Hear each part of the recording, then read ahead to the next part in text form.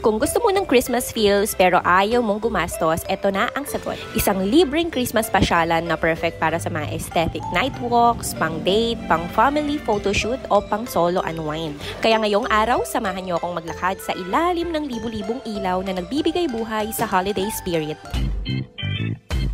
Ngayong araw nga ay andito tayo sa libreng Christmas pasyalan na unti-unti na nagtitrending dahil sa sobrang ganda ng ilaw at holiday vibes. Malamig na hangin, makukutitap na dekorasyon at ambience na punong-puno ng holiday magic. Ito lang naman ang isa sa pinagmamalaki ng Villar City na Heritage Tree. Isang napakalaking puno na hindi lang basta dekorasyon, kundi isang living landmark na may dalang Christmas magic ngayong season. Tuwing alas 6 ng gabi, binubuksan ang ilaw ng Heritage Tree. Kaya siguraduhin nandun na kayo para makita ang napakaganda tanaw, para na rin makaabot kayo sa tables and chairs kasi madalas punuan. At ang isa sa paborito ng mga bumibisita dito ay ang food stalls na makikita sa paligid. Pwede kang mamili mula sa mga paborito mong pagkain tulad ng hotdog, fishball, kikiam, shawarma or shawarma rice, pizza. May mga stalls din na nagbebenta ng malalamig na palamig, iced coffee. Pero kung gusto mo naman ng mas tipid, pwede ka rin namang magdala ng sarili mong food. Kumuha ka lang ng cozy spot sa ilalim ng Christmas lights at mag-pouch picnic kasama ang pamilya, barkada habang nag-e-enjoy sa festive vibes. Kaya kung naghahanap kayo ng libreng Christmas pasyalan na puno ng saya, ilaw at masasarap na pagkain,